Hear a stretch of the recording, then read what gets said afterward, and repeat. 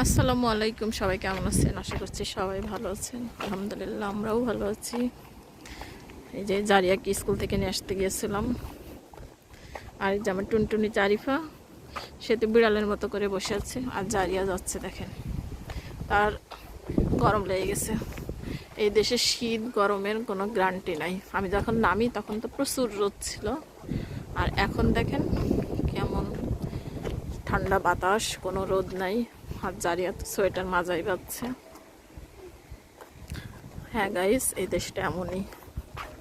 UK ইউকেতে যারা থাকেন তারা অবশ্যই জানেন আবহাওয়াটা কেমন। হ্যাঁ, ইংল্যান্ড।